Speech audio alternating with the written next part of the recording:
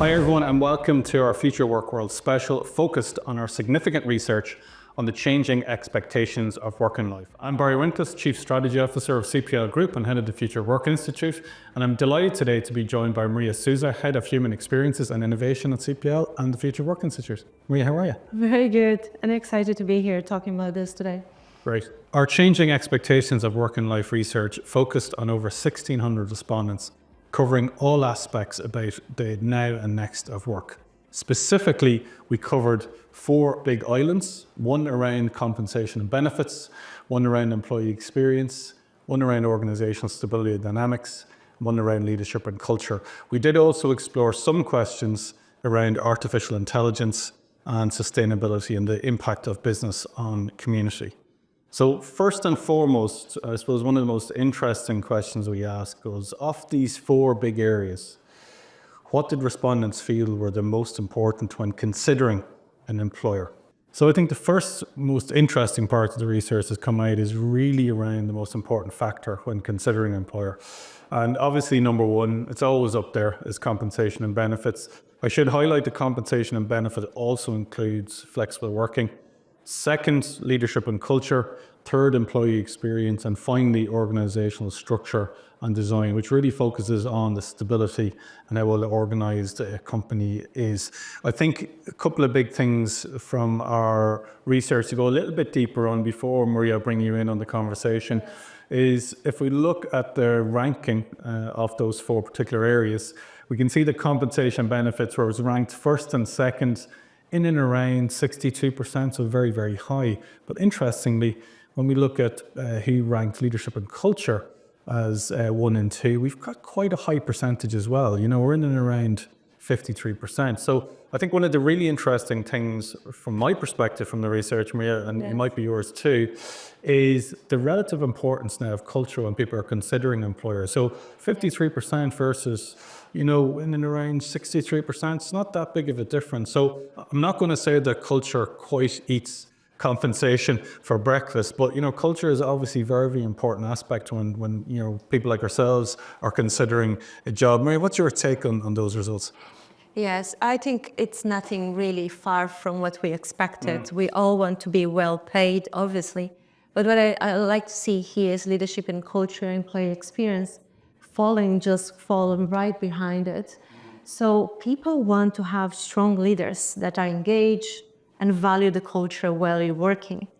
Employee experience, it's a huge factor in there because not only you want to make sure that you are delivering the promise that you made to the candidate when you attracted them to your company, but you also want to have strong leaders that are inclusive and able to maintain the culture of your company.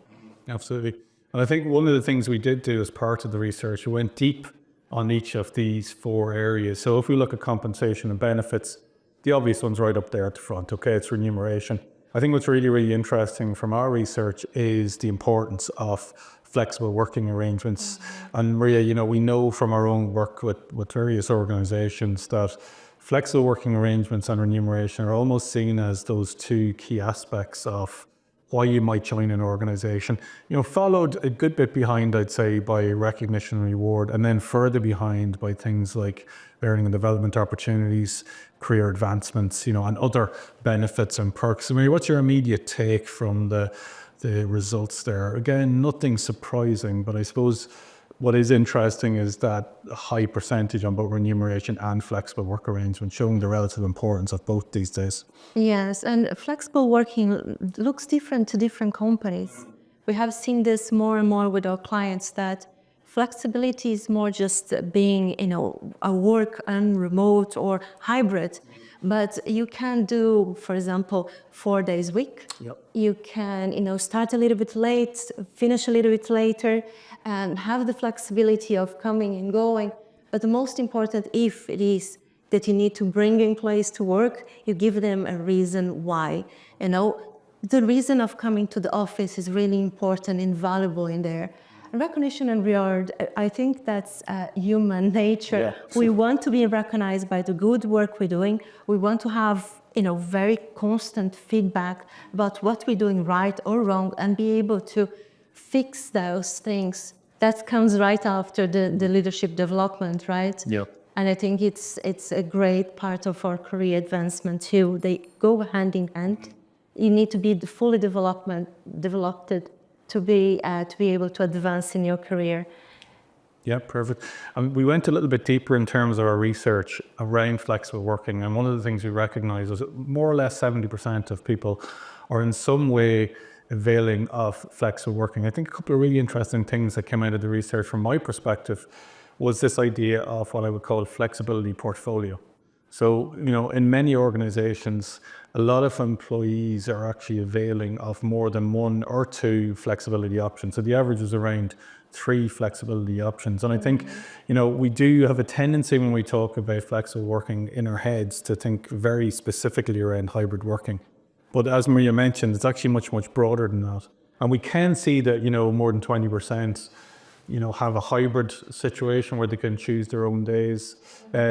Other people in and around the 18% of flex time can choose their hours. A lot of people as well also have hybrid, but are very much dedicated days, and that would be those top 3 areas would be something we'd see within our own, clients within the Future of Work Institute.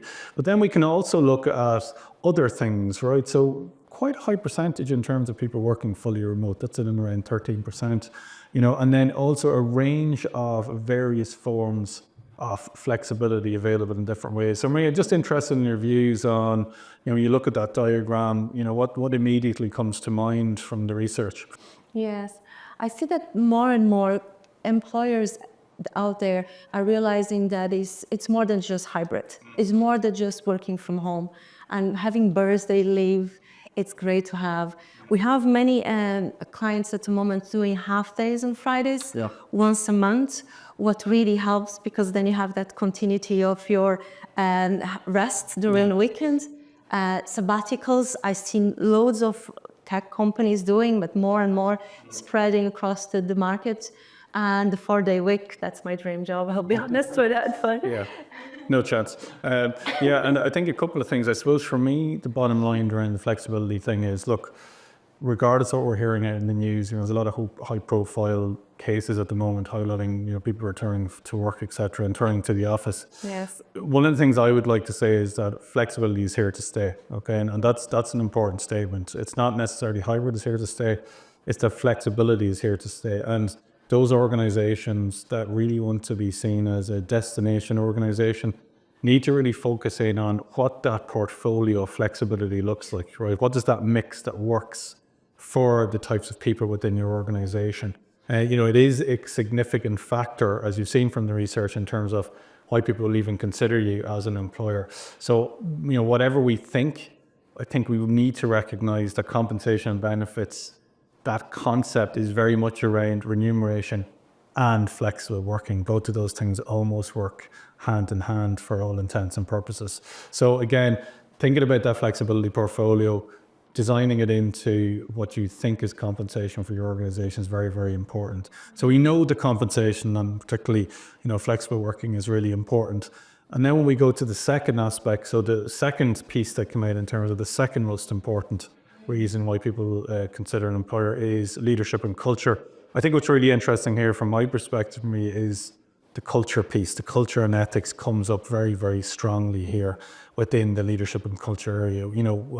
Work environment, obviously, that's the physical space, but also the feeling within that organization, followed very quickly by things like leadership behaviors. And we know from other research that leadership and leadership behaviors are a key aspect of why people join an organization as they go through the recruitment process to meet their leaders, but also why they stay within an organization as well. So Maria, what jumps out at you there, I suppose, in terms of the research?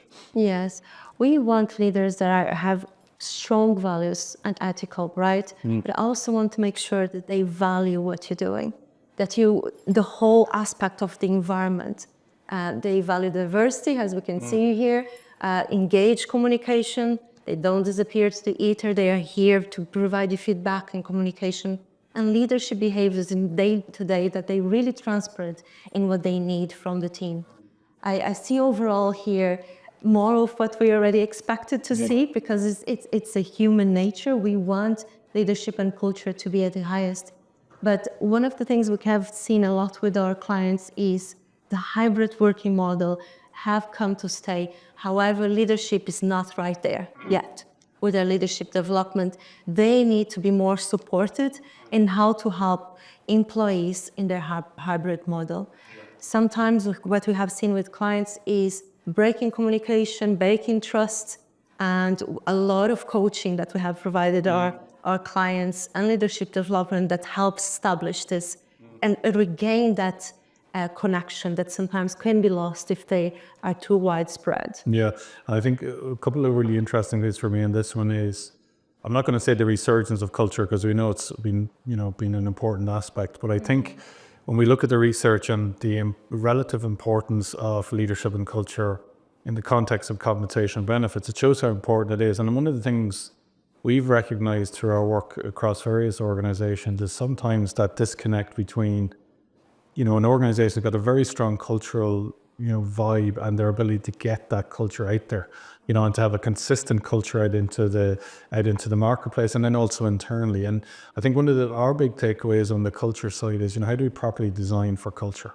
How do we properly work that into how we do things? And I think that's a really meaningful area, I think, for any of you watching this, any leaders out there involved in the people space, to really think about where you're at from a culture perspective. How defined is it? And what culture are you actually trying to create?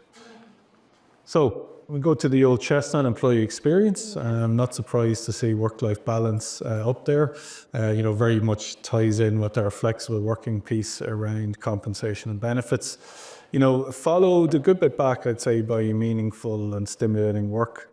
Right down again to a well-being focus, that organizations are really focusing on people's well-being through various supports. And then social connection obviously comes down around 10%, autonomy, and then good collaboration right down there at the end. So, again, I don't think, Maria, there's anything too jumping out there per se, but really that key importance around work-life balance is a pretty obvious one. Yes. When we're talking about the employee experience, for me, it goes back to the beginning, right? When you're attracting the right talent, what are you promising to your candidates, right? Because when they started working with you, the first thing they want to know is, will that match my reality, my experience at work?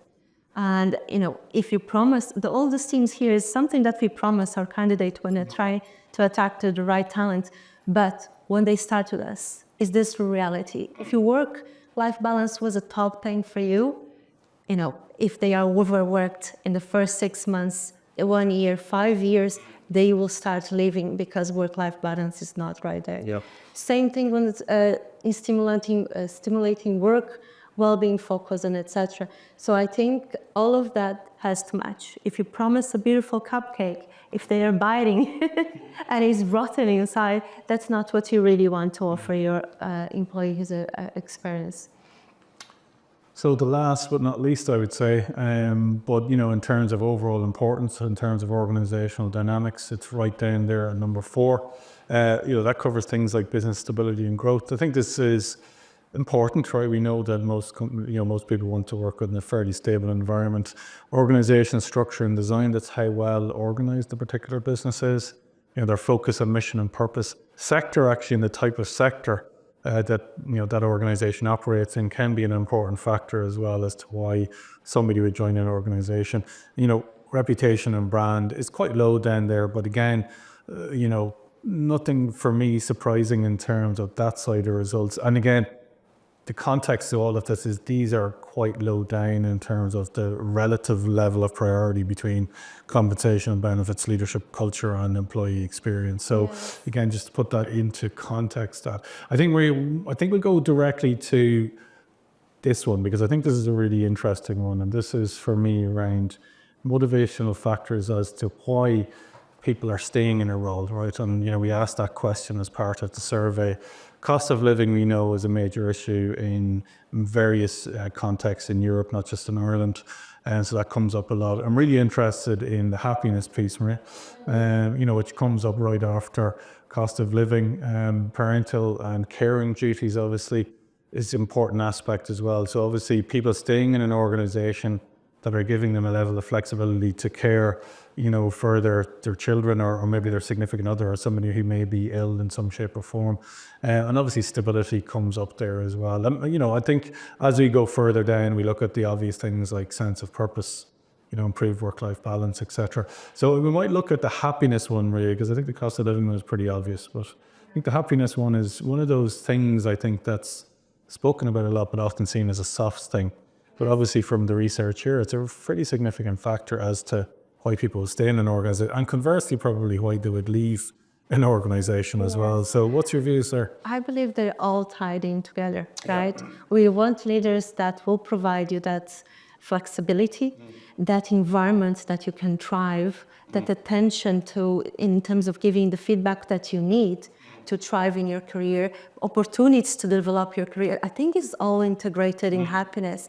It's a holistic view. Yeah. You're more just a number, just a value on a paycheck, right? So people are looking for purpose, and purpose and happiness are very well attached when talking about human behavior and what really motivates you as a person.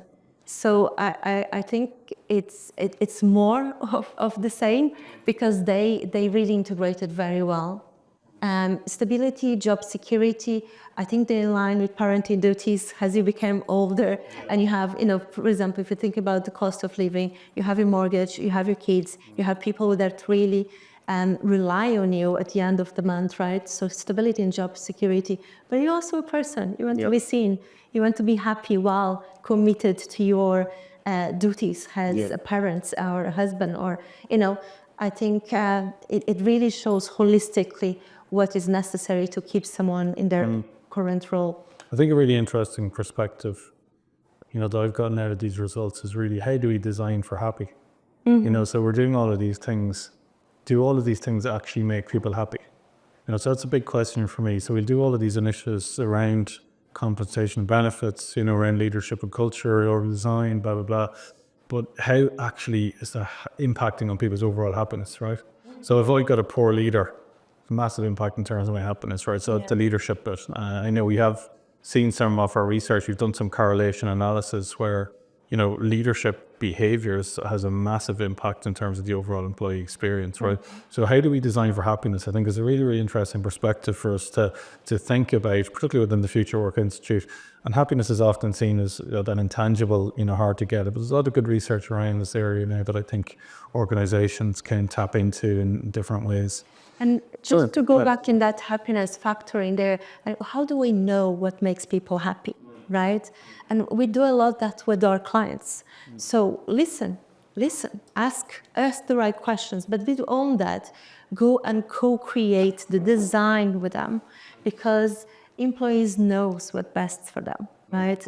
We have a lot of co-creation in all the designs projects that we have, and it really helps to be integral part of the solutions that really cause a better impact at the end of the day.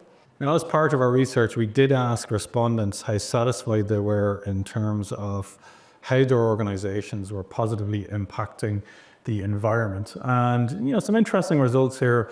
Only 15% were extremely satisfied with, the organization's impact on the environment.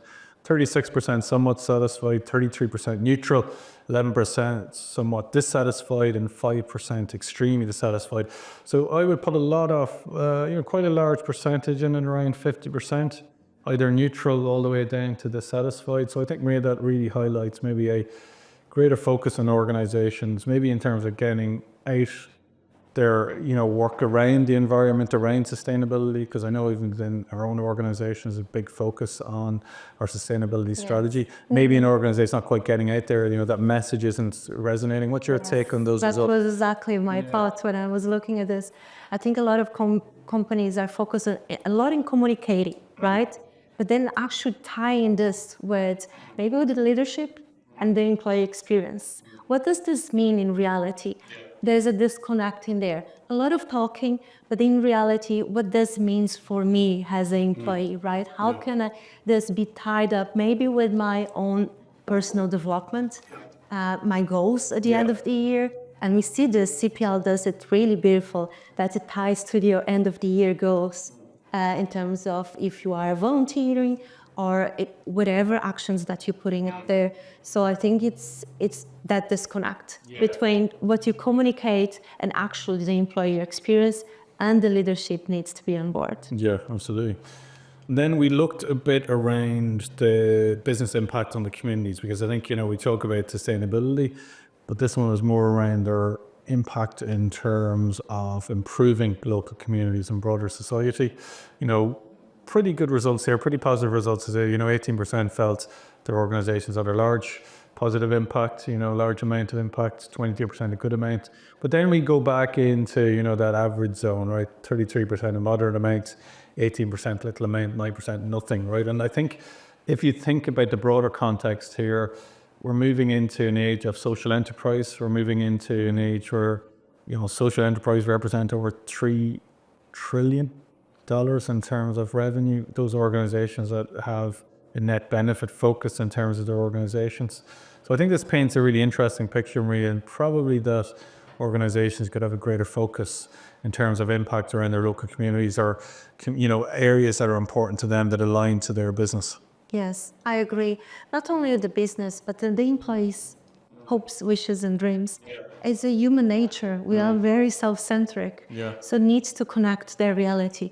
Maybe help them pick and choose what they actually want to see the company impact in their society. Maybe there's something, a team that is really important for me. Can the company go there and back me up? To do that in reality. So I think it's just that disconnect between your communication and then what really in reality means for me as an employee. Yeah, and I think we see this a lot. I mean, a lot of companies talking about ESG. There's an assumption everybody knows what that's all about. Everybody knows how it all connects. But actually our research finds that there's not that connect. They don't really understand how all of those things connect together. What's more or less important? How does that link to some of our policies and our approaches? So I think you get a good opportunity for organizations to really think about how they work that more appropriately, I would say, into their overall strategies. Interesting one, Marie. We have to obviously cover off the old AI chestnut. Our old friend. Yeah, our old friend, and soon to be probably real friend. 6% extremely concerned, 33% moderately concerned, 28% slightly concerned, and 35% not concerned at all in terms of the impact of AI on our jobs. I'm going to say it's a pretty positive outlook there, I'd say. There's not a huge amount of concern from what I can see. I have my own theories around this. I do think we're at the second wave in terms of AI. I think many of us are using AI in pretty bland tasks. We're using it to help us write, we're using it to help us do some research. But I think as we start seeing more application of AI into more specific operations, that's when I think we're going to see an increase and the level of concern around AI. I don't know if anybody has seen recently, there's a big uplift in AI applications and robotics, so applying AI and thinking to, technologies, robots to help us to do our jobs. And I think as that happens, we probably see more of an increase in concern around the impact of AI on our jobs and AI in terms of our roles. So what's your view, Marie? My view is that everyone should go out there and start using. Yeah. That's how you lose the fear of AI. You start utilizing your day-to-day, you start understanding how to prompt AI and facilitate it, your day-to-day tasks. That's how you lose that sense of fear. I'm talking to those that are in fear mode, but the ones that are not in fear mode, I think it's important for also to have a sense that in reality, there's a huge impact in the economy, a huge impact in what companies doing behind the scenes. Now, I think one of the things we did explore a lot, and we will talk about this more in a subsequent session, is correlations. I love a good correlation when it comes to statistics. And a couple of really interesting ones, I suppose, jumped out for me. And I think one of the ones I would like to call out is this link between happiness and professional development. And Maria, just to kind of share this one with you, generally we see that those, people that really report a better work-life balance also tend to be happier, right? So that's fairly obvious, right? When we talk about happiness and professional development, and I think this is a really, really interesting correlation, is that as some individuals from the research, focus on more in-person professional development, the correlation shows from research the reported happiness can actually decrease, right? So this could reflect a scenario where individuals are seeking development opportunities, but might experience increased stress or workload because they, have to spend extra time maybe developing themselves. I think this is a really important one, because I think when we talk about organizations that are really focusing in on development and career opportunities, it can actually put extra pressure on those individuals unless we give them time to do that, development in the right way, give them time to actually think about it. So what's your views on that one, Maria? I thought that was really, really interesting. I think when you're developing yourselves, we are going out of a comfort zone. That's how, it's the stretch zone that we're talking about, right? And we want to maintain our employees in that stretch zone. But if we go overboard, they can feel overwhelmed. And then the work-life balance goes out of balance in there, because you need to bring hours, you're unable to rest with your family at home, because you're always constantly thinking about work and what you need to do the next day. So if you want to develop them, just make sure that first you provide them time and support, right? The recognition that they need more time to digest information, to retain this and be able to adapt to that new comfort zone that they are now. So we want to maintain them in the stretch zone. That's where you thrive as any person, not just an employee. Leadership team will be exactly the same. Yeah, it's really interesting. There's a couple of other really interesting correlations just to call out, and we will be covering these at a subsequent session next month. One was around increased money and better benefits, and I thought was really interesting in this one is that those who responded and who prioritize increased financial compensation also tend to value better benefits. So this is a really interesting one for me, because we have a tendency to think that better benefits will almost negate the need for higher compensation. But actually in reality, what we're finding is that those who put a value in compensation also put a value on those other benefits, like flexible working, like career development. So again, I think that's an interesting one. And the one I do want to get your view on, which again I find really, really interesting, and it's probably supported by some academic research out there that we've been part of, is the negative correlation between employee experience and leadership. So that as satisfaction with leadership decreases, there is an overall decline in employee experience. So we know from our research that leadership can have a fairly significant impact on how employees perceive their overall work environment and the employee experience. What's your view there, May? You mentioned about, leadership was challenged probably during COVID, and now they're probably being challenged through this new flexible working model, and obviously there's a major impact on poor leadership on the employee experience. Yeah, and we probably in some shape or form, we all saw this quote on LinkedIn, right? That your leader and your doctor, your GP, has the biggest impact in your overall health, right? And that's the person that you talk almost every day, that will give you feedback of your work. And if you don't trust this person, if there's no mutual trust in there, definitely impacts holistic, the whole employee itself, but their mental wellness too, right? Yeah, and I think it's really interesting for me. What this really jumps out at me here is very much around the importance of leadership, right? We've seen it now as number 2 after compensation benefits. We also would see from our own work that a lot of leadership programs aren't necessarily fit for purpose, right? They haven't been designed in a way that gives leaders those actual capabilities that will enable them to be comfortable in leading. We can give them the tools, the techniques, but we also need to give them the mindset to be comfortable in terms of leading. I think it's an important aspect, through the research. Now, we are coming to the end of our seminar, webinar, whatever you want to call it, around the changing expectations of work and life. What I will say is that this is a first of 2 sessions, and our second session on the 13th of March will very much focus on a deeper dive around some of the generational and male-female differences and elements of the research that we came up with. We'll also do a deeper dive into how to utilize some of these insights, and indeed some of your own insights, and how we can create and co-create more meaningful destination organizations.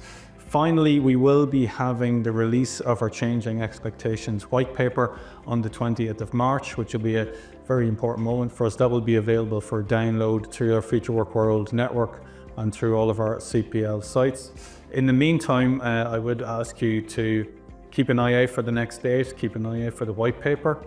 And I'd like to thank you, Maria, for being part of the interview and sharing of these results. I'd like to give you all a big thank you for turning out today, for listening to us. And please bear in mind that we will have that subsequent session and we are going to go even deeper on those research elements around the changing expectations of work and life. So I'm going to say goodbye for me. Yes, goodbye for me too. Thank you very much. Thanks very much, guys. We'll see you soon. See you soon. Bye.